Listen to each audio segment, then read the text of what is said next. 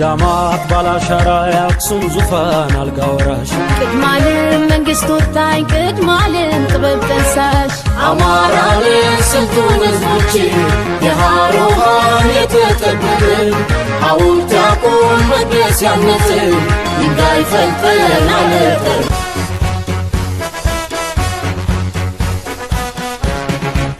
ከአያት ቅድማያቱ ከላይ ከታሪኩ ነገደ ዜማዊ ፋኖነት መልኩ ተጠሪ ነው ለአገር ቀድሞ የሚደማ አልባሽ አብራሽ ኩሩ የተቸረው ግርማ ይመስክር ብራናው ቁራን ድርሰናቱ ዛሬም ቆስሎ ደምቷል ለአገር ነፃነቱ ቃል አስሮ ሰንደቋል ቀሚሷን ሸምኖ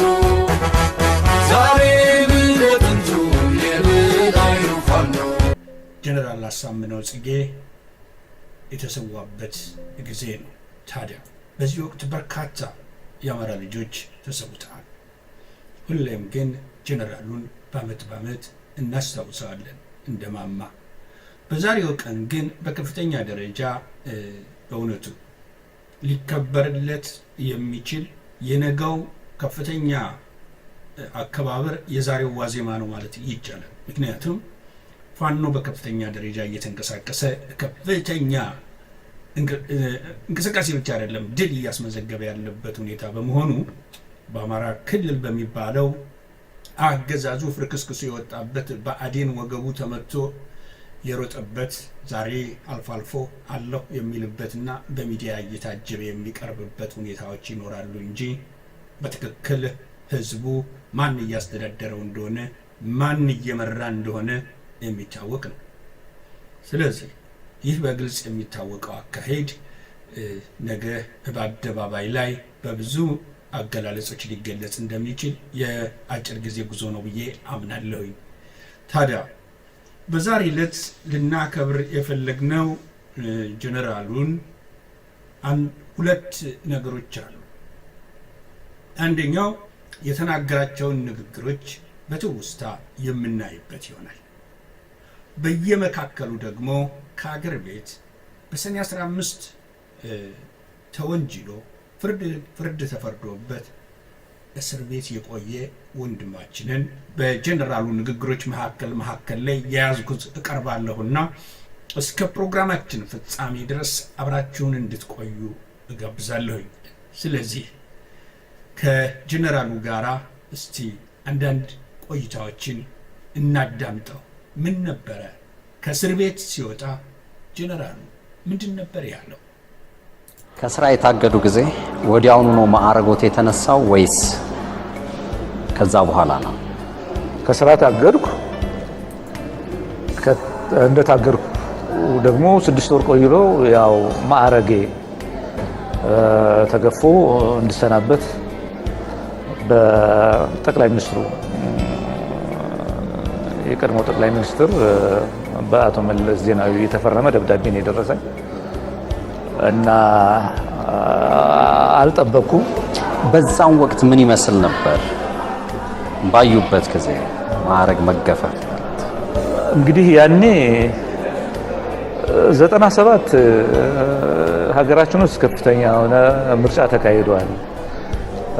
ያኔ ምርጫ ደግሞ ትንሽ ተጽዕኖ ህዝቡ ጋርና የፖለቲካ ፓርቲዎች ጋር ብቻ ሳይሆን ሰራዊቱም ጋር አሻራ አሳርፎ የሄደ ምርጫ ነው እና ያኔ ማንነት ጥያቄ ምልክት ውስጥ የገባበት ተቃዋሚ ፓርቲዎች ከፈለቁበት አካባቢ ጋር ተያይዞ ያ የፈለቁበት ምድር የወጣ ሰራዊትም አባል በዚያ የሚለካበት የሚገመገምበት እንዲህ አይነት ጥቅል ሊሆኑ ይወል የሚሰጡ እንትኖች ነበሩና ምናልባት እዚያ ጋር ተያይዞ የተፈጠረ ችግር ሊሆን ይችላል የሚል እንትን የለም። እኛ ኦልሬዲ ሀገሪቱን ኦልሬዲ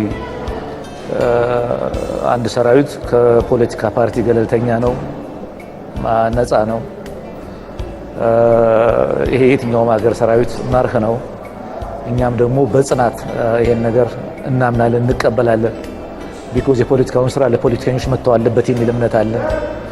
ሰራዊቱ ደግሞ ኦልሬዲ ህዝቡንና የህዝቡን ሉዓላዊነት የሀገሪቱን ዳር ድንበር ማስከበር ነው ኃላፊነቱ። ከዚህ ውጭ ያለው ጨዋታ ለሌሎች የሚሰጥ ጨዋታ ነው እና ምናልባት እዚያ ጋር እንግዲህ በሌላው መለኪያ ስትለካ አንተ ማነህ ሌላው ነው የሚያውቀው፣ አንተ ልታውቀው አትችልም። አንተ በንጽህና በቅንነት ነው አገርን ማገልገል የምትፈልገውና እዚህ ጋር በፍጹም እኔ የማስበውና እኔ ሆንኩትና የሆነው ነገር በፍጹም የሚገናኝና የሚጣጣም አይደለምና ምናልባት ተጽዕኖ ከዚያ ጋር ይመጣ ሊሆን ይችላል፣ ይሄ ከማንነት ጋር ተያይዞ ይመጣ ሊሆን ይችላል የሚል ጥርጣሬና ግምት አለ። ወደፊት ደግሞ ያው ክሊር ይሆናል ብዬ አስባለሁ።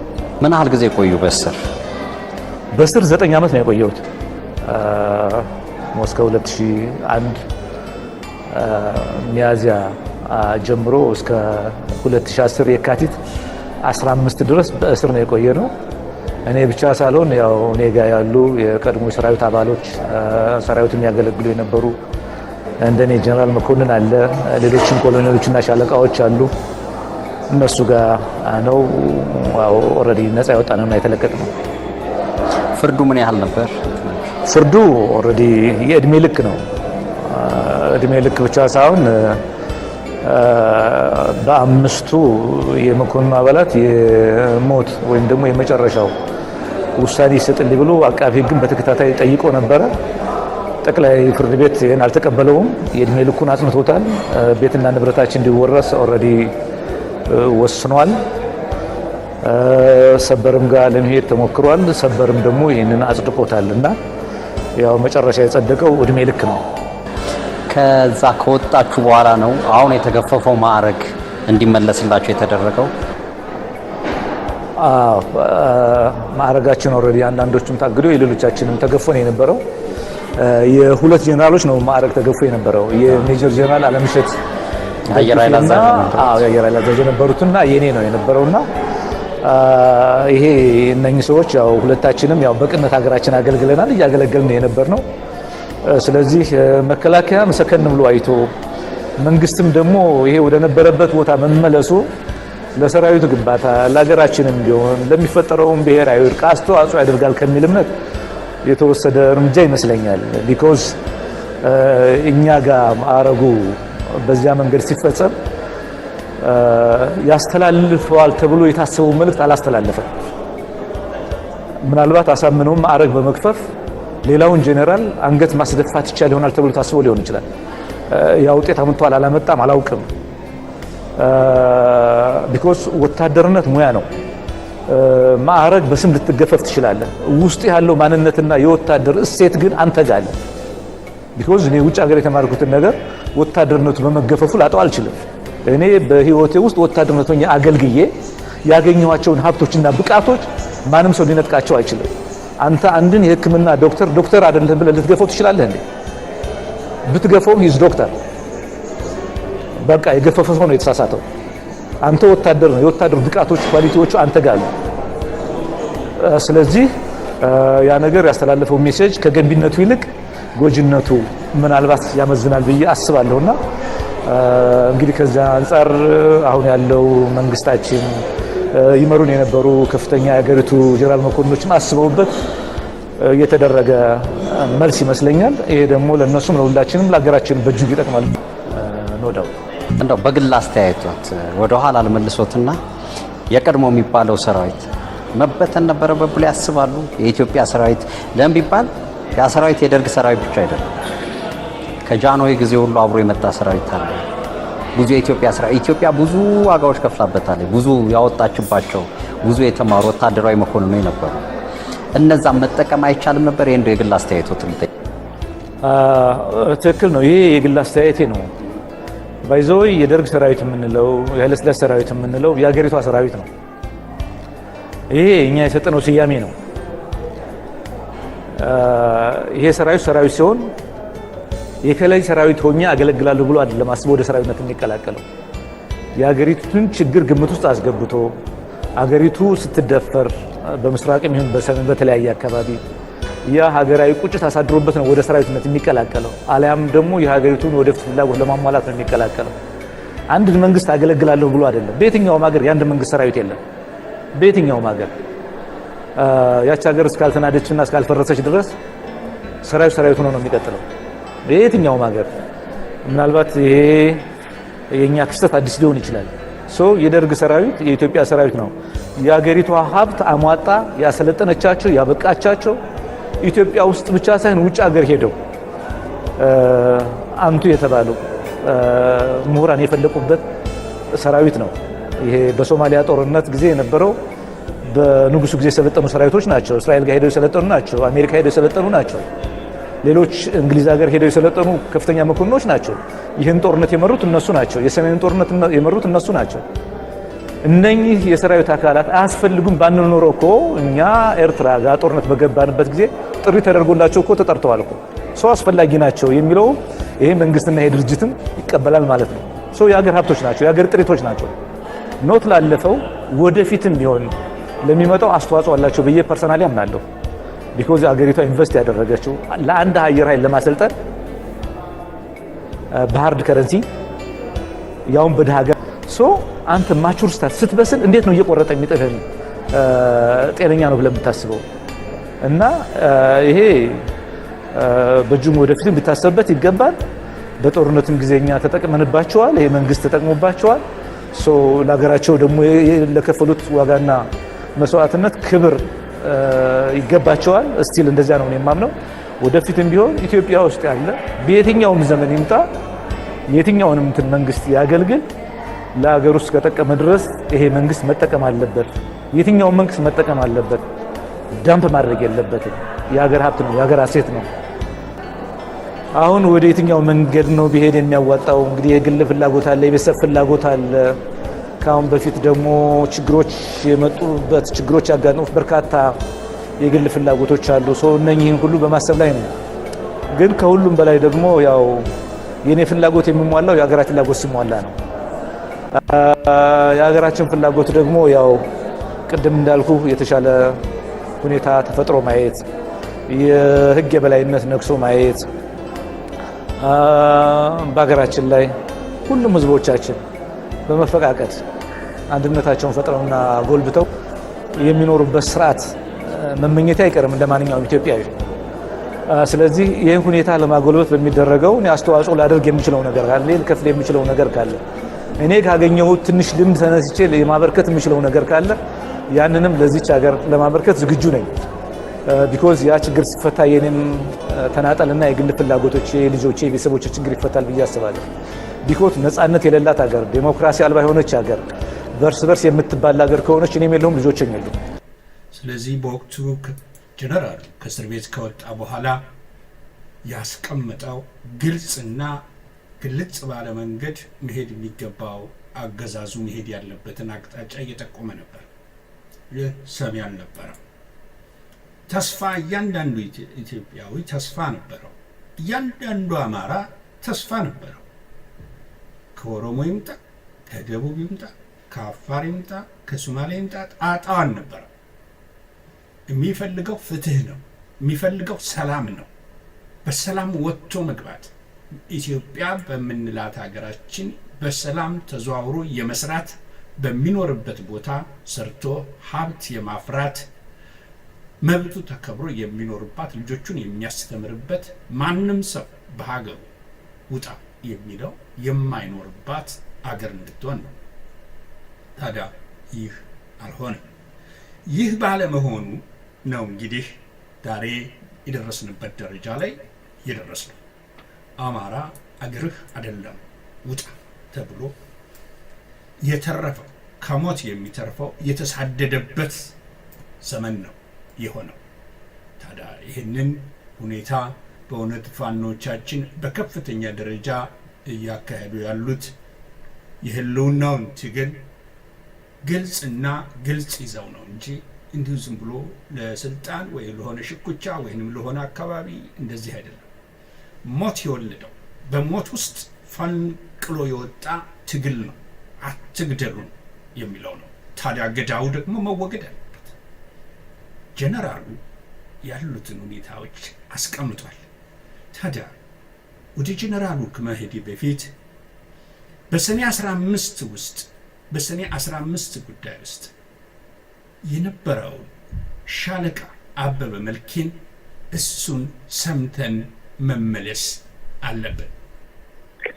እሺ እንግዲህ እኛ ያው እኔ ከሰኔ 15 በኋላ በግፈኞች በ7 ዓመት እስር ቤት ሰኔ 15 ምክንያት በማድረግ በዛ እስር ቤት ውስጥ 4 ዓመት ከ5 ወር በስቃይ ውስጥ ነው የነበርነው። ከዛም በኋላ በቆራጥ ጓደኞቻችን ወይም ፋኖ ወንድሞቻችን አማካኝነት ያው እስር ቤቱን በመስፈር ያው እንድንወጣ ተደርጓል። እኛም ከዛ ከወጣን በኋላ እኔ ቀጥታ ወደ ደቡብ ጎንደር እና ጎንደር በመንቀሳቀስ ቀጥታ በማደራጀት እና የፋኖን ትግል ውስጥ ነው የተቀላቀልኩት። ሻለቃ አበበ መልኬ መግቢያው ላይ እንዲህ ነው ያለኝ። ቀጣይ ከሱ ጋር እመለሳለሁ፣ ወደሱ እመለሳለሁ። ከዛ በፊት ግን አሁንም ጀነራሉ በሚዲያዎች ላይ ምንድን ነበረ ያለው? እስኪ እሱን አድምጠን እንደገና እንመለስ። ሁልጊዜም ቢሆን ህዝብ ተደራጅቶና አስቦ በሌላው ህዝብ ላይ ሊፈጽም የሚችል ስህተት የለም። አይዘር ህዝቡን እንወክላለን የምንለው ሊቃን ወይም ደግሞ የፖለቲካ አመራሮች ነን ወይም ደግሞ በስልጣን ላይ ያለው አመራር ነው የሚሆነው። ስለዚህ ንግግራችንም ተግባራችንም ለሁላችንም ስለማይጠቅመን በዚያ ልክ መነሳሳትና ማሰብ መቻል ያለብን ይመስለኛል። ይሄ ከቆዩት ችግሮቻችን የከፋ ችግር ነው። ለአንዳንዶቻችን ለአማራውም ይሁን ለቤኒሻንጉል ጉሙዝ ወይም ለሌላው አንዳንድ ጊዜ ኢትዮጵያ ውስጥ ከመኖሩ ይልቅ አማራ ክልል ውስጥ ከመኖሩ ይልቅ እዚህ ከመኖሩ ይልቅ ውጭ ሀገር ለኛ ቀሎ ይታያል። አሁን ዛትስ ዋይ የምንሰደደው ለዚህ ነው።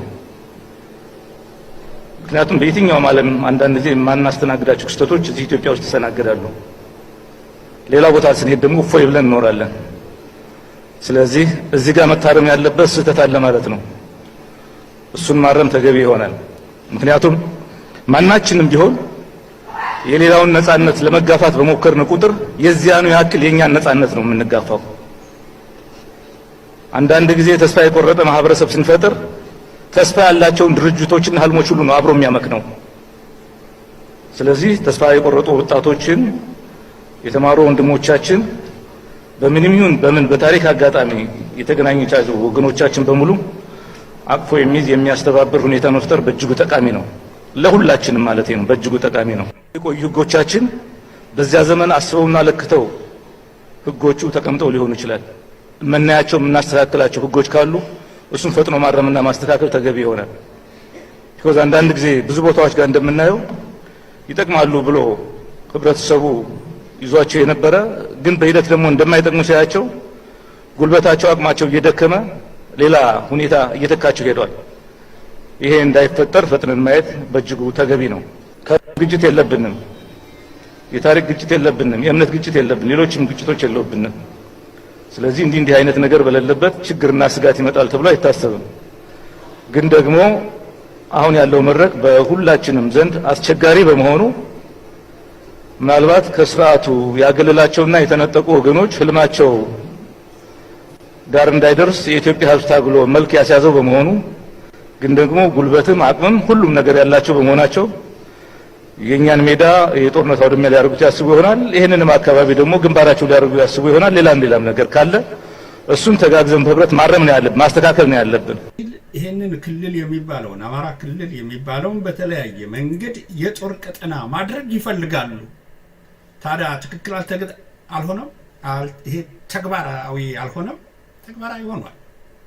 ይሄንን ነው ጀነራሉ ያስቀመጠው። ከዛ በፊት ወደ ሻለቃ አበበ ከመሄድ በፊት አንድ የጀነራሉን ተጨማሪ እናዳምጥና በኋላ ተከታዩን መስማት እንችላለን። ስለዚህ ወደ እሱ ይዣችሁ ልሄድ። እስር ቤቶቻችን በአንድ ዘር የበላይነት በተዋቀሩ በተደራጁ በህግ በማያምኑ ሕግ እንደፈለጉ በሚተረጉሙ ለመማር ዝግጆች ባልሆኑ ለማወቅና ለመመራመር እድሉ የሌላቸው ራሳቸውን የዘጉ ከላይ የሚመጣን ወይም ደግሞ ዘር ተኮር መስመር ተከትለው የሚሄዱ ኃይሎች ናቸው ኦሬዲ የሚመሩት። ባይዞይ እስር ቤቶች ብቻ ጋር አይደለም ይሄ ነገር ያለው። ገና አንቺን ለመያዝ ሲሞክሩ ለመቆጣጠር ሲሞክሩ ያው የሚላከው ከአንድ ዘር የሚመጣ ደህንነት ነው። እሱ ያጠናውን ያደራጀውን ደግሞ ማዕከላዊ ለሚገኘው የሱን ዘር ተመሳሳይ ለሆነ ሰው ነው የሚሰጠው። ይሄ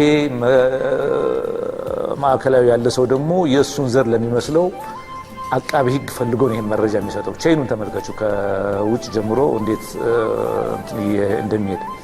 እዚያ በኋላ ደግሞ የስሙላ ችሎቶች አሉ በፌደራል ደረጃ የተደራጁ።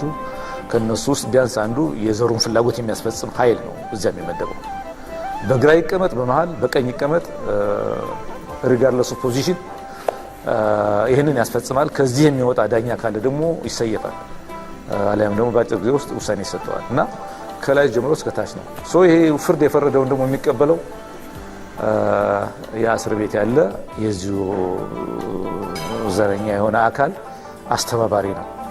ስለዚህ በእስር ቤቶቻችን የተገነዘብነው ነገር ቢኖር አንደኛ ኢትዮጵያ ውስጥ ያለን አልመሰለንም። ቢኮዝ ወንድም በወንድሙ ዜጋ በዜጋው ላይ ያውም ነገ አብረን እንኖራለን ብለን የምንሳሰው ግን አይፈጸምም። እንዲህ አይነት ግብ በተናጠል ከማሰር በተናጠል እጅግ የከፋ እርምጃ ከመውሰድ ያለፈ ምትበዩ ምትጠጩ ተለክቶ ተመጥኖ ሁሉ ነገር የፀሐይ ብርሃኑም ነፋሱም ተመጥኖ እንዲህ የሚለቀቅበት ቦታ ነው።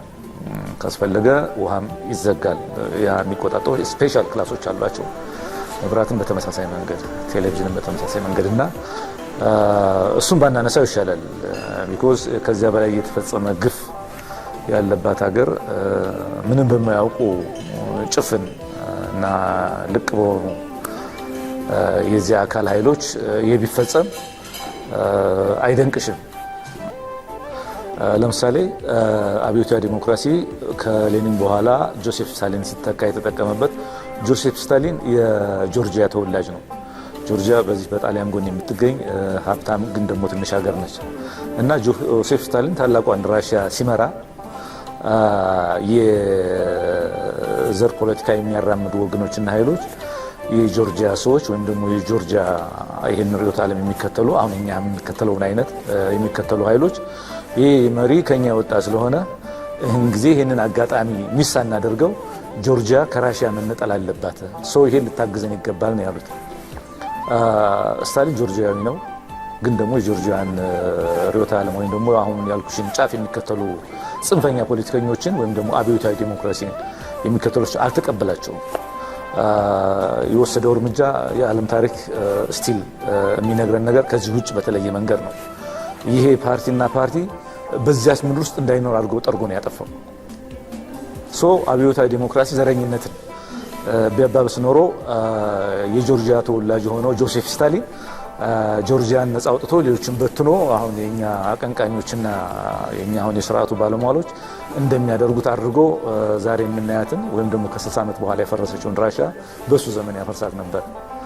አብዮታዊ ዲሞክራሲ እነሱ ሲተረጉሙት ሀገራቸውን ሞሮፍ ጠንካራ አድርገው በዘመኑ ከተጫናቸው ኢምፔሪያሊስታዊ አይዲዮሎጂና የኢኮኖሚ ስርዓት አላቆ የተሻለ ነጻነቱን የጠበቀ ማህበረሰብ እናቋቁማለን እናደራጃለን ብለው አስበው ነው እንደዚያ ሲያደርጉ የነበረው እና በተግባር ራሽያ በርካታ ህዝቦች የነበሩባት እና ያሉባት ሀገር ነች። ይህን ርዕዮተ ዓለም አልተቀበሉትም። ስላልተቀበሉትም ከ60 ዓመት በኋላ ንደውታል፣ አፍርሰውታል እና የሱ ውጤት በእርግጥ ዛሬ የምናየው ነገር አስከትሏል።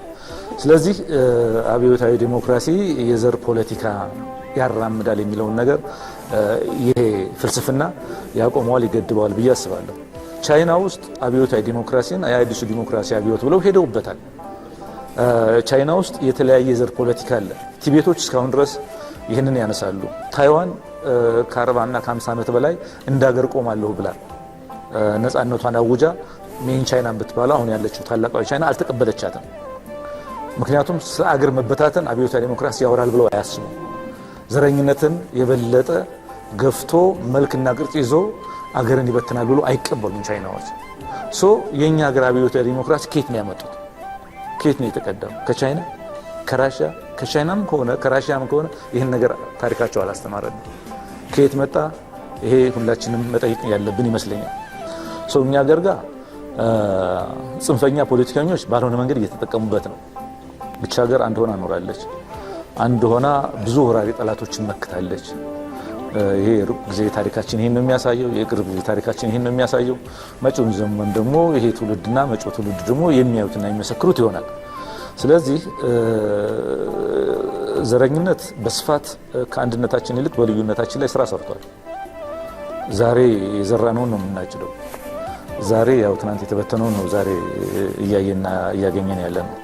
ስለዚህ አሁን የምናየው ነገር አንዱ በሌላው ላይ ሌላው በሌላው ላይ እንደ ህዝብ እንኳ ባይሆንም ግን ደግሞ የተወሰነ የወጣ የተለያዩ የህብረተሰብ ውስጥ የሚያስተጋቡት እንትን በእጅጉ መወገዝ ያለበትን መመታትም ያለበት እንትን ነው።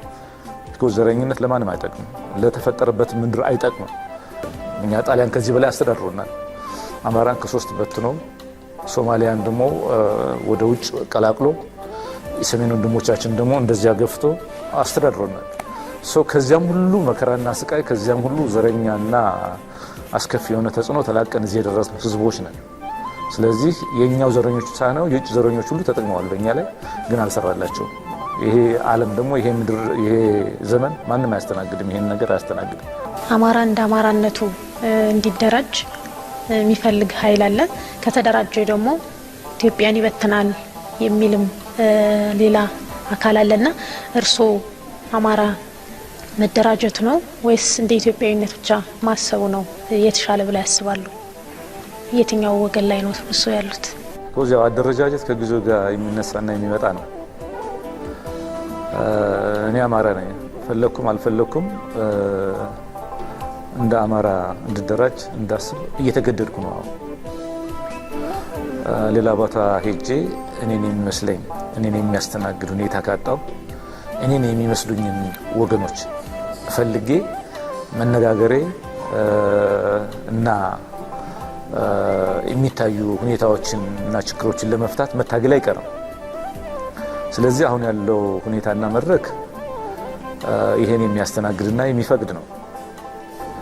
ስለዚህ እንደ አማራ መደራጀት በዚህ ሰዓት በእጅጉ ያስፈልጋል። ለአማራ ብቻ ሳይሆን ለኢትዮጵያዊነትም ጭምር ማለት ነው። ምክንያቱም ሌሎች ኢትዮጵያውያን ወንድሞቻችን በዚያ መንገድ መደራጀት አምነውበታል። ከዚያ ውጭ መደራጀት በተለየ መንገድ እና በጥያቄ ምልክት ውስጥ እየገባ ነው ያለው። የቆዩት ወገኖቻችን በኢትዮጵያዊነት ላይ ደክመው አልፈዋል። የነሱ አሻራና ውጤትም አሁን እኛን ኦልሬዲ እያገዘንና ያው እየገፋን ያለው። ስለዚህ እኛ አባቶቻችን በሄዱበት መንገድ ልንሄድ ብንል ጊዜውና ወቅቱ አያስተናግደንም፣ አያግዘንም። ይሄ ካላገዘን ደግሞ እንደ አማራ ማሰብና መደራጀት የግድ ነው። እንደ አማራ ስንደራጅ የተለያየ አመለካከት ሊኖረን ይችላል፣ የተለያየ አስተሳሰብ ሊኖረን ይችላል። ይሄኛው በእኔ እምነት በሁለተኛ ደረጃ መታየት አለበት ብዬ አምናለሁ። አሁን የአማራን ሕዝብ እንደ አማራ አንድ አድርጎ ማቆምና የክልሉን ፍላጎት ወይም ደግሞ የዘሩና የብሔሩን ፍላጎት አሟልቶ በሀገር አቀፍ ደረጃ የሚገኙ የፖለቲካ ክፍተቶችን የሚሞላ አቅም ሆኖ እንዲገኝ ማድረግ ነው። ጠንካራ አማራ ከተፈጠረ ጠንካራ ኢትዮጵያ መፍጠር ይቻላል ባይ ነኝ። በእጅጉ በዚህ ወቅት በተለይ አስፈላጊ ነው ብዬ አምናለሁ። ወቅታዊ ብቻ ሳይሆን በፍጥነት ይህንን ጥያቄ በተገቢው መንገድ ማስተናገድና መመለስ አለብን ብዬ አምናለሁ። ግን አሁን ይሄኛውን ያስተሳሰብ ሽግሽግ ተደርጎ በአካባቢ እንድናስብ ተገደናል። ምክንያቱም በዘረኞች ምክንያት አንዱ ጫፍ ወጥቶ አማራ ጠላት ነው ካለው፣ አማራ ወዳጅ ነው ካላለው ያ በተለየ መንገድ የሚታየው ወገን ግን ደግሞ ባለፈው ስራ ተጠቃሚ ያልነበረ እንደሌላው ህዝብ እጅግ ተጎጂ የነበረ ወገን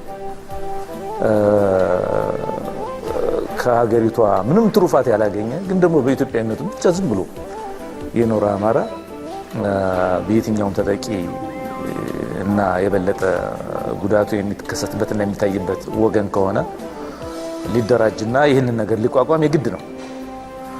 ስለዚህ የኛ ምርጫ ሳይሆን ጠላቶቻችን የመረጡት ወይም ደግሞ የኢትዮጵያን አንድነት የማይፈልጉት ወይም ደግሞ ከዚህ ኪሳራ እናተርፋለን ብለው የሚያስቡ የዘመኑ መሐንዲሶች ያስቀመጡልን መስፈርት ነው። ወደ ተሻለ ነገር መሄድም ካለብን ይህን መስፈርት ረግጠን ወይም ደግሞ አሻሽለን ነው መሄድ ያለብን። መጀመሪያ እንደ አማራ መደራጀት አለብን፣ መቆም አለብን። የፖለቲካ ልዩነቶቻችን ሁሉ አስተካክለን አንድነት ዋናው ልዩነታችን ቢኖረን ልዩነትን ሁሉ አቻችለን እንደ ህዝብ ግን ጠንካራ ህዝብ አድርገን መውጣቱ እጅግ ወቅታዊም ነው። ከዚያም በላይ ማሰብ ይገባል ብዬ አስባለሁ።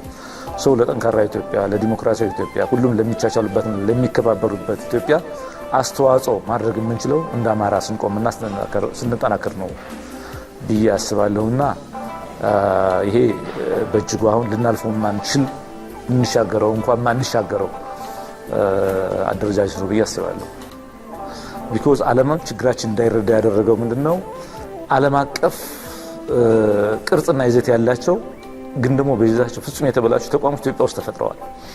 እንባ ጠባቂ፣ የሰብአዊ መብት ተቋም፣ ፓርላማ፣ ፌዴራል የፍትህ ተቋማትና ሌሎች እነኚህ የስርዓቱን መሰሪና ዘረኛና በታኝ ኃይሎች ደብቀውና በውስጣቸው ሸጉጦ የያዙ ተቋሞች ናቸው። እነኚህ ዓለም የሚረዳን ኢትዮጵያ በህግና በህግ የምትተዳደር 3 ቻምበር ያላት ህግ አውጪ፣ ህግ ተርጓሚ፣ ህግ አስፈጻሚ ያላት ከዚህ ያለፈ ነገር ደግሞ ቢኖር ሰብአዊ መብትን የሚከላከል ጥሰቶችን የሚከላከል ተቋም አላት አድርጎ ነው የሚያይን። ዓለም እንዳይደርሱልን እንኳን ሸፍነውናል በሀገራችን ማስክ በእነሱ ጥበብ በተንኮልና ደግሞ ተክነውበታል ደግሞ እንዲህ አይነት መሰሪ ተቋማትን በመገንባት። ስለዚህ ዓለም እንኳን እንዳያግዝ እንዳይተባበር በእነኚህ ተቋሞች ተሸፍነናል። ምናልባት አሁን ስራ አጥነት በስፋት የሀገራችን ችግር ነው፣ ግን የተሻለ ስርዓት ስለሌለ ነው እንጂ ይህንን ወጣት ቀርቶ ሌሎችንም የሚቀጥሉ መጪዎች ጄኔሬሽን ሁሉ የሚያስተናግድ ሀብት አላት ይቻላል። ግን ይህንን በሚገባ የሚያስተዳድር አቅምና ጉልበት ወይም ደግሞ ስርዓት ነው ያጣ ነው።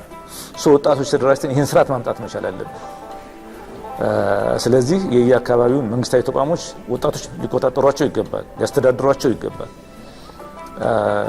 በጎም ነገር ካለ የሚጠቀሙት እነሱ ናቸው፣ መጥፎም ነገር ካለ የሚገፉት ደግሞ እነሱ ናቸው። ስለዚህ ወጣቶች ከምንም በላይ ሌላው የህብረተሰብ ክፍል ብዙ ሚና የለውም ከሚል አይደለም፣ ግን እኛ የያዝነውን ይዘናል። የተሻለም ነገር ያለው አለ፣ ከዚህም ውጭ የሆነ ኃይል ሊኖር ይችላል። ግን መጪው ዘመን የወጣቶች ነው ስንል እንዲሁ በአባባል ደረጃ ሳይሆን በተጨባጭ ያለውን ችግር ሊፈታ የሚችል መንግስታዊ መዋቅርና አደረጃጀት ከፈጠም የሀገራችን ወጣቶች ቀርቶ ሌሎችን ማስተናገድ የሚችል እምቅ ሀብት አለን እና እንደው አብዮታዊ ዲሞክራሲን እንዴት አድርጎ እንደገለጸው በእውነት ተመልካቾቻችን ግንዛቤ የምታገኙበት ነው። ምክንያቱም ወደ ኋላ መለስ ብለን ምንድነው እየተነገረን የነበረው? መቼ ነው የነቃ ነው? መቼ ነው ራሳችንን ለአማራ ወይንም ለአማራው ብሔርተኝነት ለሌሎች እንደማይጎዳ ግን ራስን አድነን አልፎ ተርፎ በሀገሪቱ ውስጥ ሰላም እንዲመጣ ማድረግ የምንችለው እንዴት ነው የሚለውን ብሔርተኝነቱን ላለመቀላቀል የወሰደው ጊዜ ቀላል አልነበረም። አብዮታዊ ዲሞክራሲ የሚለውን እነመለስ እንዴት አድርገው ይጠቀሙበት እንደነበረና ግን በራሻያም ሆነ በቻይና አጠቃቀሙ የተለየ ነው። ኢትዮጵያ ውስጥ ግን የዘር ጉዳይ አድርገው እንደተጠቀሙበት በግልጽ ያሳያል። ከዛም አልፎ ተርፎ አሁን የመጣው ደግሞ አጠቃላይ ጠቅልየ ውጬ በወረራ አንበርክኬ እኛ የምንፈልገውን ስርዓት እናቆማለን የሚል የመጣበት ነው። የአማራን መደራጀት አስፈላጊነት በሚገባ ነው ያስቀመጠው። ይህን እንግዲህ እንዲህ አይነቱን እያዳመጥ ዛሬ ይህ ጀነራል የተሰዋበትን ጊዜ ሰኔ 15 2011ን እያስታወስን በርካታ ወንድሞቻችን ወገኖቻችን በዚህ ቀን መስዋዕት የሆኑበት በመሆኑ ከዛ በኋላ ወደ እስር ቤት እንዲጋዙና እንዲንገላቱ የተደረጉ በርካታ የልዩ ኃይል አባላት በተለያየ መንገድ ያሉ እንዲሳደዱ የተደረጉበት ጊዜ በመሆኑ ይህን ጊዜ በእውነት አስታውሰነው ልናል ይገባ። እስቲ ቀጥታ አሁን ወደ ቃለ ምልልሱ ወደ ኢትዮጵያ ይዣችሁ ልሄድ። ወደ ሻለቃ አበበ፣ አሁን ባለህበት የትግል እንቅስቃሴ ከሰኔ 15 በፊትም በቤንሻንጉል ኬሚሴና ቅማንት አካባቢ በነበሩት ሁኔታዎች ላይ ከፍተኛ ጥናቶችን እያደረጋችሁ ስራዎችን ስትሰሩ ስለነበረ አሁን ያለው ሁኔታ ስታየው ምን ይመስላል ባጭሩ? እንግዲህ የአማራ ሕዝብ ቅድም በጠቀስካቸው ቦታዎችና በራሱ በሚኖርበት አስተፋፈር ላይ ከፍተኛ ግፍና በደል ያው ሲደርስበት የቆየ ሕዝብ ነው። እንደ ሕዝብ ሲጨቆን፣ ሲገደል፣ ሲሳደድ ነው የኖረው።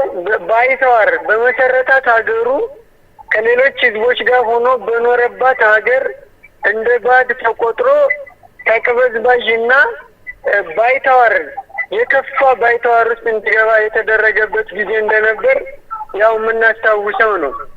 ልጆቹም ቢሆን ከሌሎች ኢትዮጵያውያን ጋር በመሆን ሰፊ ትግል አድርገዋል። ለዚች ሀገር መቆም፣ ለዚች ሀገር መኖር ትልቅ አስተዋጽኦና መስዋዕትነት ሲከፍሉ ነው የኖሩት።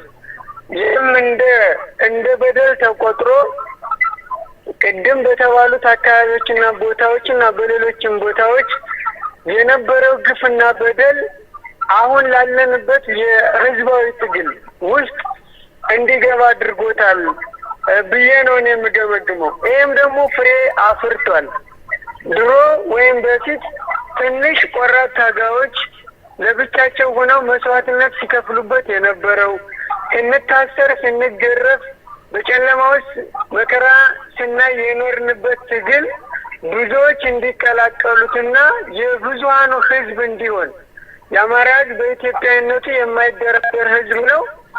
ያንን ተጠቅመው ነው ጠላቶቻችን ሲበድሉት የኖሩ። አሁን ግን በማንነቱ ላይ የመጣ መሆኑን አውቆ ተቶ እነዚህ ጥርቅም በደሎች ሁሉ አሁን ላለንበት ፋና ወጊ ለሆነ ትግል አብቅቶታል። እኛም ረክተናል። ብዙዎቹም ታጋዮች ዋጋቸው ሜዳ የቀረ አልሆነም። በተለይም የታሰሩት፣ የተሰደዱት፣ የተኮላሹት፣ አድራሻቸው የጠፋ አሁንም ቢሆን በህመምና በስቃይ ላይ ያሉት የአእምሮ ህመምና ለሌሎች የተዳረጉት አማራዎች ወይም ደግሞ የቁርጥ ቀን ታጋዮች እንባና ሌሎች ብሶቶች አሁን ታብሷል። ምክንያቱም ሁሉም ህዝብ በትግል መስመር ላይ ነው የሚገኘው፣ እየታገለም ይገኛል። በአራቱም ማዕዘን በጎጃም፣ በሸዋ፣ በወሎ፣ በጎንደር በተቀናጀ መልኩ የአማራ ህዝብ በልጆቹ እየታገለ መገኘቱን ነው እኔ የማረጋግጠው። ከኋላ የመጡት በደሎችና ግፎች ለዚህ ለአሁን ላለንበት ደረጃ አድርሶታል። ውጤቱም መልካም ነው፣ እየታየ ነው። በመልካም ትግል ላይ ነው የምንገኘው ነው የምለው። በጣም አመሰግናለሁ። ይሄ ድርጅት ለዘመናት የህዝቡን ጥያቄና ሮሮ ተቀብሎ የሚያስተናግድ ድርጅት አልነበረም። ይሄ እንደ ክልል በክልል ደረጃ የሚመራ ድርጅት ነው። እንደ ሀገር ደግሞ ስልጣን ሸር አድርጎ በሀገር አቀፍ የፖለቲካና ኢኮኖሚ እንቅስቃሴ ውስጥ ደግሞ ሚና አለው ተብሎ የሚታሰብ ድርጅት ነው። ይሄ ከውጭ የምታየው ስዕል ነው። ያ ስዕል ፕራክቲካሊ የአማራውን ህዝብ እንደ ህዝብ ጥያቄ አንስቶ ያለበትና ፈተናና ተግዳሮት ለመወጣት የሚያመቻች እና የተሻለ ድርጅት ነበር ወይ ብትለኝ አልነበረም። ብዙዎች ወንድሞቻችን በመከራና በስቃይ ነው ያለፉት ይሄንን 20 ምናምን ዓመት። በአማራ ክልል ውስጥ ያሉ አማራዎች፣ በየትም ቦታ ጋር ያሉ አማራዎች፣ ይሄ ልክ እንደማንኛውም ህዝብ ማለት ነው። ይሄ ጥያቄ የአማራ ህዝብ ታይትል ካለው ይሄን ጥያቄ አድሬስ ማድረግ አለበት። የዘመኑን መሪዎች ይህን የህዝብ ጥያቄ አንስቶ ቻሌንጅ ማድረግ አለበት። አይደለም በሌላ ቦታ አማራው እኮ በአማራውም እኮ ነፃነት አልነበረው። ይሄ ድርጅት ይህን የሚያስተናግድ የነበረ ድርጅት አሁን ደግሞ በሌላ መንገድ የህዝብን ጥያቄ ለማንሳት ከሌሎች አጋር ድርጅቶችና ወንድሞቹ ጋር ሆኖ ህዝቦችን ከህዝብ ለማስተሳሰር እውነተኛ ህዝባዊ ስሜት እንዲኖር በማንጸባረቅ በኩል ጅምሮችና ምልክቶች አይቻለሁ። አንደኛው እሱ ነው። ሁለተኛ በድርጅቱ ውስጥ ዲሞክራሲ ላይ ሰዎች በሐሳባቸው በነጻነት የሚያራምዱበት ድርጅት አልነበረም። እኔ ብዙ ሰዎች እንደተገፉ እስር ቤት እንደገቡ የሆነ ታይትል እና ስያሜ ተሰጥቷቸው ከጨዋታ ውጭ እንዲሆኑ አድርጓቸዋል። ይሄ ድርጅት ኦልሞስት የአማራ ህዝብ ድርጅት ነው ብሎ ደፍሮ ለመናገር ፐርሰናሊ እኔ በግሌ ከዚህ የተለየ አቋምና እሳቤ ነው ያለኝ። ሶ እኔም አሁን ጉባኤው ጋር ተሳተፍና እዚህ ድርጅት ውስጥ ጉባኤተኛው በተለይ ደግሞ ወጣቱ ያው ስሜቱን ያንጸባረቀበት በመሆኑና ለዚህ ህዝብና ወጣት ክብር ብዬ ነው አክሰፕት ያደረኩት። እኔ ለምሳሌ ድርጅቱ ነው ወደ መከላከያ ሰራዊት እንድገባ ያደረገኝ። የድርጅቱን አቅምና ጉልበት ይዤ ነው የገባሁት። እኔ ጥያቄ ሳነሳና ቤስል ድርጅቱ ጀርባውን ነው የሰጠኝ። የድርጅቱ መሪዎች ትልልቅ መሪዎች አሁን ቤታቸውም ያሉ ስልጣንም ላይ ያሉ ይሄን ጥያቄ መከላከያ ውስጥ እንዲህ አይነት ሁኔታዎች አሉ፣ ይሄ ነገር ብንነጋገርበት አይሻልም ወይ? ወደፊት ወዴት ነው የምንሄደው ስላቸው ኖ ፕሊዝ ይሄን ጥያቄ አታንሳ ነው ያሉት። በፊት ነበር። አዎ በፊት ይሄን ጥያቄ አታንሳ ነው። ሶ ሪሊ እነኚህ ሰዎች የአማራ ህዝብ መሪዎች ናቸው። ይሄ ድርጅት እነዚህ ሰዎች መርተውት የሁላችንንም ውስጣዊና ውጫዊ ፍላጎት አንጸባርቆ ደህና የድርጅት ሰልማና ቁመና ያለው ድርጅት ነው ብለህ ታስብ ትችላለህ? አልነበረም። አሁን ድርጅቱን ህዝቡ እያዋለደ ነው ያለው። ከቆየውን ለመላቀቅ የአዲሱን የህዝባዊ ስሜት ደግሞ የበለጠ ተሸክመው ለመሄድ መሀል መንገድ ላይ ነው ያለው። ሶ ይሄንን ለማበረታታት ነው እኔና እኔን የመሰሉ ወንድሞች የተቀላቀል ነው። ስቲል የቆየ ሁኔታ የሚያሰጋቸው በውስጣቸው ፍርሃት የነገሰባቸው አሁንም እንዳሉ አውቃለሁ። ህዝቡ የኔ የሚላቸው መሪዎች ግን ደግሞ የህዝቡን ጥያቄ ፈንቅሎና ገንፍሎ ወደ አደባባይ ወጥቶ ቦልድሊ የሚገባውን ሚዛን ሰጥቶ በመሄድ ላይ የሚታዩ ችግሮች አሉ። አሁን ምልክቶች አሉ። ግን አሁን ይሄኛውን ከምንጠቀምበት ይልቅ ሞር ኦፍ ፖዚቲቭ የሆነውን ፓርቱን አጠናክረ ነው የህዝቡን አጀንዳ ተሸክሞ እንዲሄድ እንግፋው እያልን ነው እንጂ ፒውርሊ እንዳልከው ተቀይሯል የሚል ነገር እኔም የለኝም። ቢኮዝ የአንድ ድርጅት መለኪያው ያው የህዝቡ ስሜት ነው። ሰሞኑን እንደሰማችሁት ሰፊ ስራ ጀምረናል። አሁን ያለው ሁኔታ አይቀጥልም። ይሄ ከባጃጅ ከጸጥታ ከወሮበላ ከዝርፊያ አይቀጥልም። ለምሳሌ አሁን ባጃጅ ጋር ያላችሁት ትናንት ምሽት ወደ 89 ባጃጆችን በቁጥር ስር አውለናል። ትናንት ማታ ህገወጥ እንቅስቃሴ ህገወጥ ሰዎችን በየትኛውም ደረጃ ኔትወርክ ኑረው አይኑረው ምንም ይኑረው ምንም በቁጥር ስር እናውለዋለን። ይሄን ይጀምረናል። በአንድ ወር ጊዜ ውስጥ ይሄን ደግሞ እናጠናቃለን ብለን ተስፋ እናደርጋለን። ችግራችን ይሄ አይደለም። አሁን ችግራችን ከዚያ በላይ የሆነው ችግር ነው። አሁን ይሄ በአካባቢ ሚሊሻ በአካባቢ የጸጥታ ኃይል በጣም በተደራጀ አካሄድ ልንፈታው እንችላለን። ከዚያ በላይ ግን እንደ ህዝብ እና እንደ ሀገር ያለን ማደራ ወይም ደግሞ ችግር ለመፍታት የሚወሰደው ላይ ነው የእናንተም የአዴፓም የመንግስትም ጥንካሬ የሚለካውና በዚያ መንገድ እኔ በተለይ ህዝቡ ራሱን ማደራጀት አለበት ብዬ አምናለሁ። ራሱን ከዚያ በላይ ማዘጋጀት አለበት ብዬ አስባለሁ። ቢኮዝ አማራን ለማፍረስ ያልተሰራ ስራ የለም። ይሄ ምድር ላይ የተቀበረ ሳይሆን ከምድር ወጥቶ እያየነው ነው። ይሄ ትውልድ ደግሞ ይሄን ታሪክ ካልተሻገረ ታሪካዊ ስህተት ይፈጽማል። እኔ አንዳንድ ጊዜ አባቶቻችን ስትናገሩ ያለው አባቶቻችን ካሁን በኋላ የሽምግልና የድርድር ንግግር አታድርጉ። ጀስት ህሊናችሁና መሬት ላይ ያለውን እውነት ለመናገር ሞክሩ። ከቻላችሁ ደግሞ እንደ አቡነ ጴጥሮስ ሁኑ።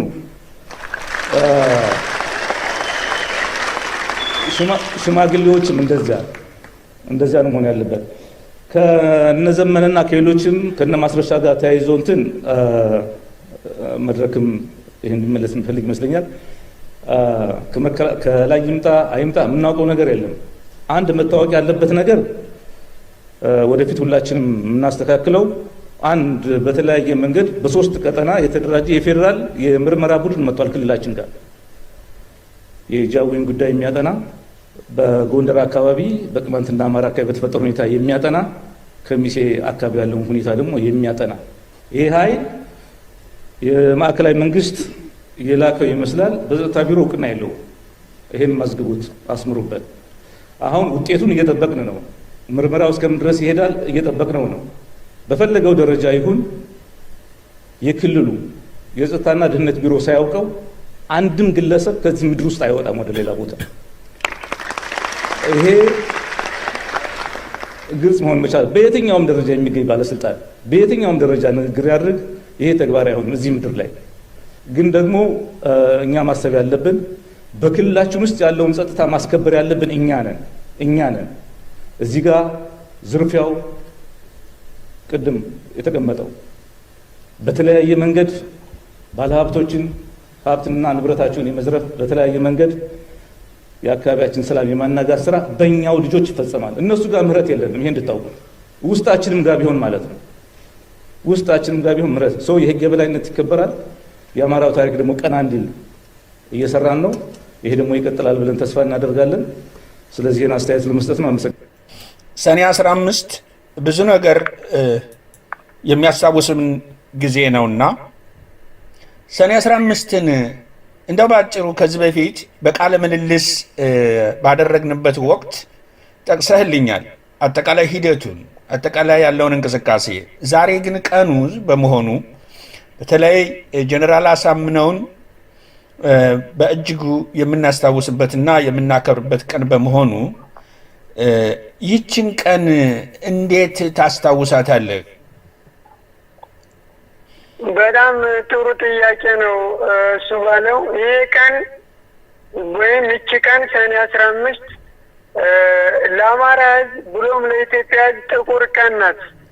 ምክንያቱም ታላቁ የጦር መሐንዲስ ጄኔራል አሳምነውን ጽጌ ያጣንባት፣ እንዲሁም ደግሞ ጠላቶቻችን ሲመኙትና ሲፈልጉት የነበረውን በሴራ ሰርተው የማጥፋት ህልማቸው የተሳካበት፣ እኛ ደግሞ አማራዎች ወይም ደግሞ ኢትዮጵያውያን ትልቁን አባታችን ያጣንበት፣ እንዲሁም ሌሎች ወንድሞቻችንም ያጣንበት፣ የጠላት ሴራ የተሳካበት፣ የአማራ የፖለቲካ ስብራት እንዲሰበር የተደረገበት በመሆኑ በጣም ልዩ ቀን፣ ሁሌም ቢሆን በታሪክ ተመዝግቦ የተቀመጠና የምናስታውሰው ቀን ነው። ይህን ተንተርሶ ብዙ ወንድሞቻችን በግፍ የተገደሉበት፣ በሌሉበት ምንም በማያውቁት በየሆስፒታሉ በየሜዳው አገርን አስከብራለሁ የህዝቦችን ሰላም አስጠብቃለሁ ያሉ የልዩ አባላት አማራዎች በግፈኞች በነ ደስዬ በነ ኮሚሽነር ደስዬ ደጀን ትዕዛዝ በባህር ዳር ባሉ ሆስፒታሎች ቆስለው እንኳን እንዳይታከሙ በየሆስፒታሉ በግፍ ያለምንም የህግ ትዕዛዝ የተረሸኑበት፣ እኛም ደግሞ ያለምንም በደላችን የአባቶቻችን ሞት እና ከዚህ ምድር መጥፋት ሳያንስ ያ ቁስል በውስጣችን እያለ እኛ ደግሞ እንደ ግፈኞች ተቆጥረን ወደ ማረሚያ ቤት የተነዳንበት፣ እዛም እንድንካሰር የውሸት ዶሴና ክስ እንዲቀርብብን የተደረገበት፣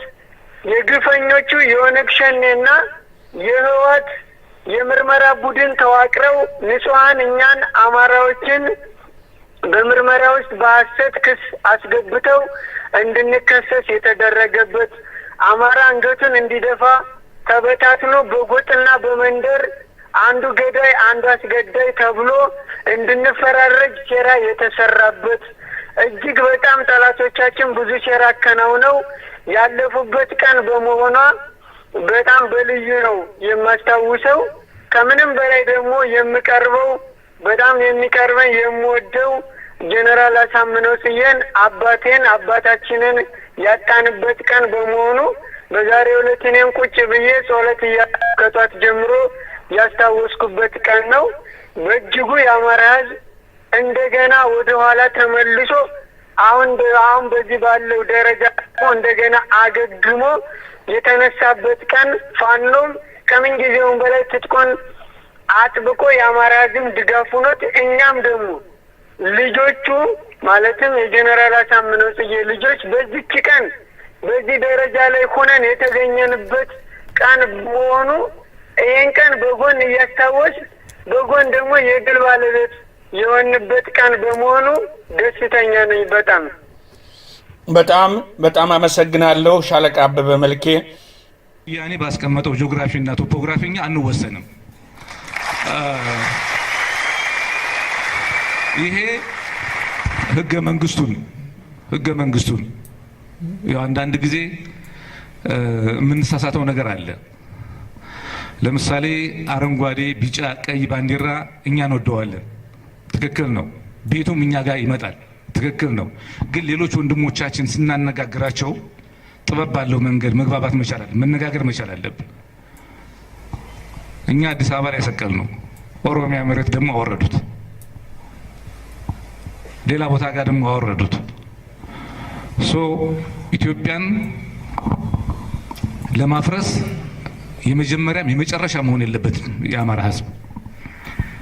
ታሪካችን እሱን አያሳይም። ስለዚህ አንዳንድ ጊዜ ጥበበኛ መሆን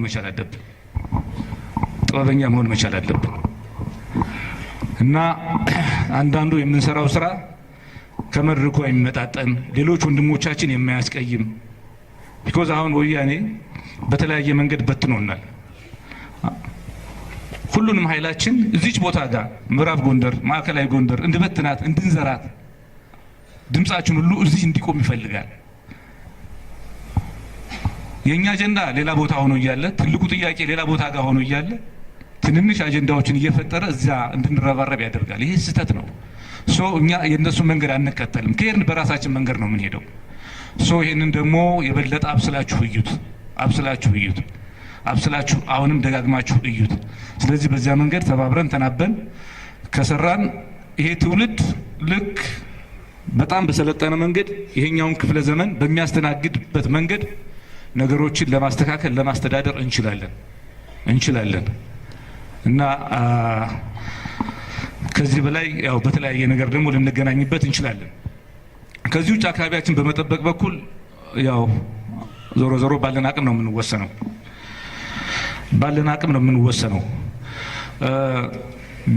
ዋነኛው የጸጥታ ኃይል ህዝቡ ነው። የከተማው ህዝብ፣ የገጠሩ ህዝብ ነው። እዚህ ያለው እንትን በአካባቢው ላይ ሰላምና ጸጥታ እንዲነግስ ወይም ደግሞ ተረጋግቶ አስቦ የራሱን ስራ እንዲሰራ ለማድረግ ያለውን ትጥቅ በሙሉ ህጋዊ ለማድረግ እንዲያስችል የክልሉ መንግስት ወስኗል። ስለዚህ ይህን እድል መጠቀም ተገቢ ነው ያለንን ማለቴ ነው። ብዙ ቦታ በዚህ በድንበር አካባቢ ከፍተኛ ገንዘብ እየፈሰሰ ቀደም እንደተባለው መልሶ ወደ ሌላ ቦታ እንዲሄድ ተደርጓል። አሁንም ይሄ እንዳይሆን ጥንቃቄ መደረግ አለበት። እስከምን ድረስ ያስኬዳል ባላውቅም ዞሮ ይሄን እድል ተጠቅመን ገበሬውን አደራጅተን የከተማው ህዝብ አደራጅተን አሰልጥነን አብቅተን በአካባቢው ሰላም ብቻ ሳይሆን ለኢትዮጵያ ሰላም የሚተርፍ አስተዋጽኦ እንድታደርጉ አንዳንድ ስራ እየተሰራ ነው። ይሄንን ያው ከነገ ጀምሮ እንጀምረዋለን፣ በአጭር ጊዜ ውስጥ እንጨርሰዋለን። በሂደት ደግሞ የሚሆነውን ነገር እናያለን። አንደኛ ይሄ ነው። ሁለተኛ በተለያየ መንገድ ቅድም እዚህ ነው እዚያ ኤክስ ሶልጀር ብለኛል። ኤክስ ሶልጀር ወያኔ የሰጠን ታይትል ነው። ዩ አር ራይት ሶልጀር፣ የሀገሪቷ ወታደሮች ናቸው እናንተ። ይሄ ቀድሞ የምናምን አይሰራም። አሁን ይሄ እነሱ የሰጡን ታይትል ነው።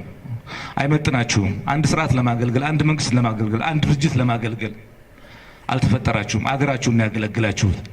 ስለዚህ አሁን በቅርቡ የሚመጣ አደረጃጀት ይኖራል።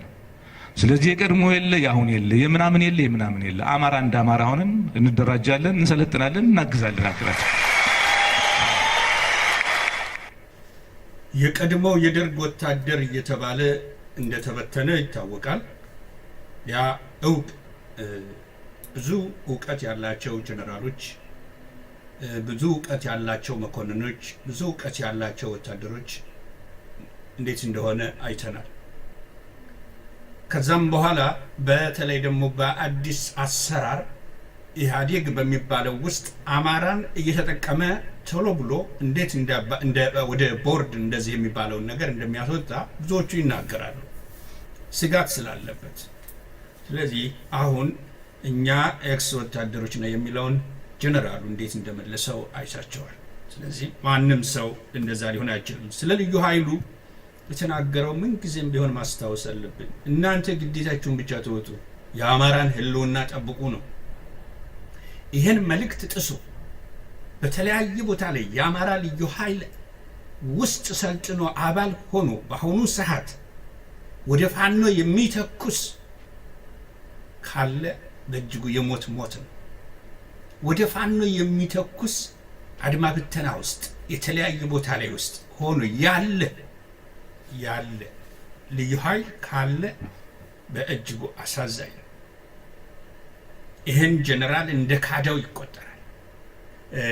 ከዚህ ባሻገር አሁንም ወደ እንት ነው መሄድ የምፈልገው፣ ወደ ሻለቃው ነው መሄድ የምፈልገው።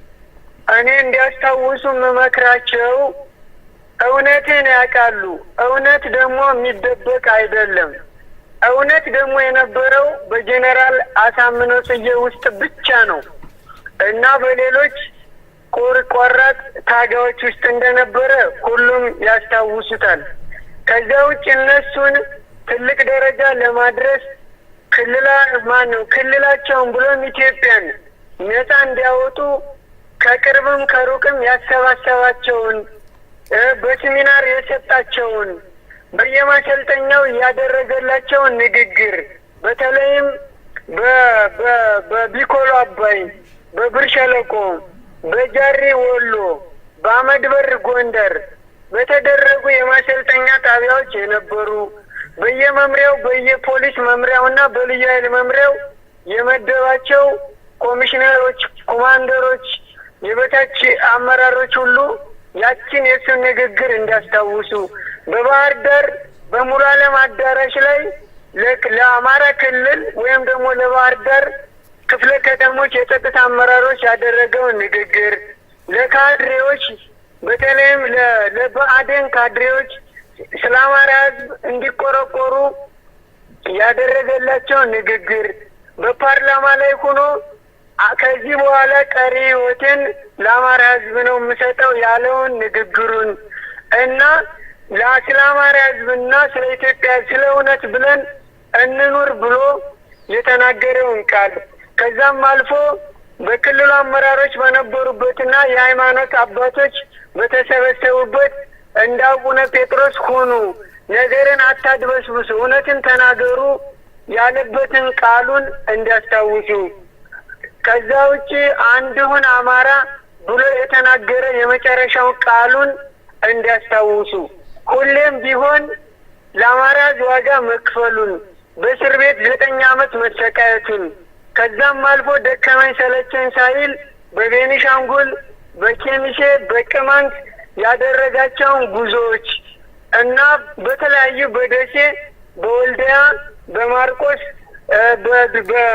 በእንጅባራ እና በገንዳዋ ጎንደር እንዲሁም በጎንደር እና በሌሎችም አካባቢዎች ያደረጋቸውን ውይይቶችና ህዝቡ ወደ አንድ እንዲቆም ጠላትን እንዲመክት አማራ አንድ እንዲሆን እንዲደረጅ እንዲሁም ደግሞ ከ1983 እስከ 1987 አማራ ዱላ ብቻ እንዲይዝ መሳሪያው እንዲገፈፍ የተደረገውን ጓንዴ፣ በልጅግ እንዲሁም ከክላሽ ጀምሮ የተቀሙትን መላው አማራ ለወርና ለ2 ወር አራዝሞ ገዝተ በገንዘብ ታጠቅ ብሎ የሰጠውን መግለጫ እና ሌሎችም እንዲያስታውሱ ይህን እያስታወሱ ሁሌም ቢሆን ከልባቸው ውስጥ እንዳይወጣ ነው ላሳስብ የምወደው።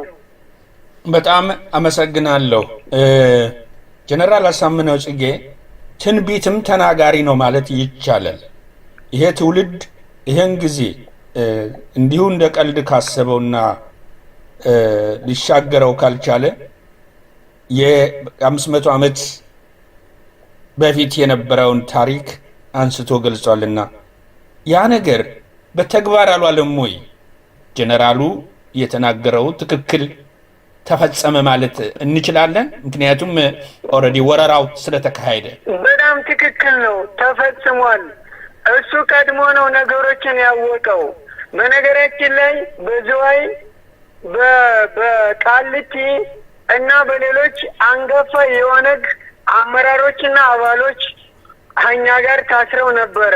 በዛን ወቅት እሱ እያንዳንዳቸውን አናግሮ ከመጽሐፍቶች አጣቅሶ አማራም እንዲደርስበት እንደሚችል የኦነግ ሸኔን ሂደት እና የህወሓትን አሰላለፍ የብአዴን እና የሌሎችንም ድርጅቶች አሰላለፍ በሙሉ በ9 ዓመት ውስጥ ሙሉ ሪሰርቾችንና ጽሁፎችን የሰራ በመሆኑ ወደፊት አማራ ምን ሊመጣበት እንደሚችል አስቀድሞ የተነበየ እና ከብዙ መረጃዎች ተነስቶ ያለው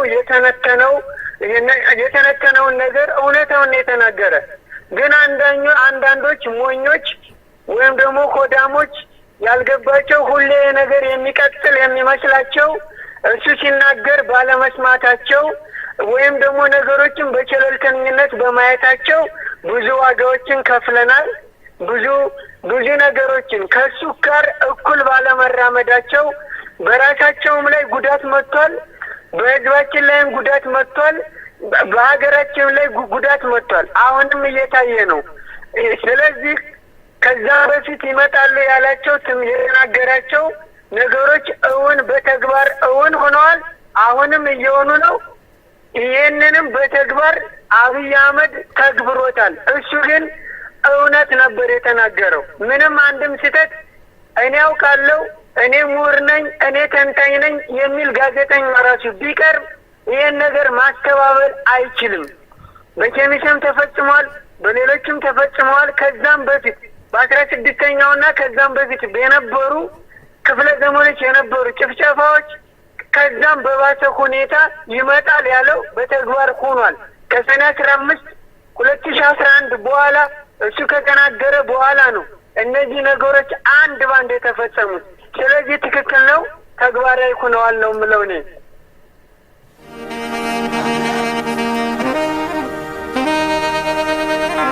እኔ በተለይ ህዝቡ ራሱን ማደራጀት አለበት ብዬ አምናለሁ።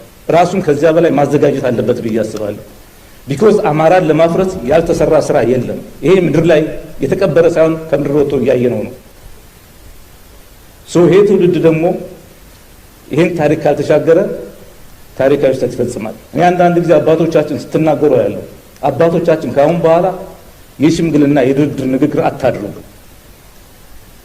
ጀስት ህሊናችሁና መሬት ላይ ያለውን እውነት ለመናገር ሞክሩ። ከቻላችሁ ደግሞ እንደ አቡነ ጴጥሮስ ሁኑ። ደመነ ማኔ ወነረግ ነፍሰ ቢሱ ነሮንዱናና አረበለ ረጃሎ ጥንትን አገር የሰራ አንድ ምሰሶ አለን አንድ የታሪክ አውራ መንደር የማይጠራው ክልል የማጥረው የሀገር ወጋግራ የወሎ የጎጃም የሸዋ የጎንደርን አልልምና ንሸው አማራ ነው ክብሬ ዝንተ ዓለም የሚኖር ሰፊውን አዳራሽ አማራ ነው ክብሬ ዝንተ ዓለም የሚኖር ሰፊውን አዳራሽ አረ በለው ረጃሎ ይህንን አዳራሽ ይህንን ሰፊ ቤት ቆርሰውን አሳንሰው በክልል ከለሉት። ድርሳን ይመሳከር የጥንቱ ይመርመር ያልፋልን አማራነት ከመድያም ምድር ያልፋል አማራነት ከመድያም ምድር ረጃሉ ባለወርቅ ዙፋን አፄ ነጭ ለባሽ ንጉሥ ነው አባቴ አማራው ንጉሥ ነው አባቴ ተጠርተነው እንጂ ጠብ እንደ ጠዲቅ ታጥቀን የገጠምነው ሊቅ እስከ ደቂቅ ሽጦ በሸመተ የበሬውን ቀንጃ ማንም አያስፈተው የፋኑን ጠመንጃ አንድ እኩል ካልሆነ የአንድ አገር ችሎቱ ክንድ ላይ ብቻ ነው ያለ መድኃኒቱ።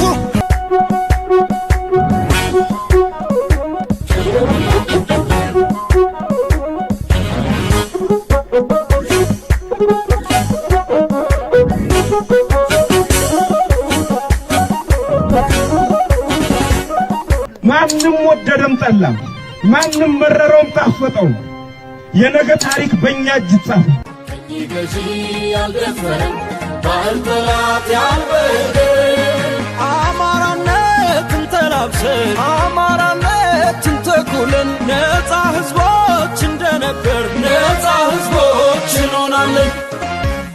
የአማራንን ነፃነቶች ታሪክ ባምኑ የዘከረን ቀኝ ገዢ ያልደፈረን ባዕድ ጠላት ያልበገረን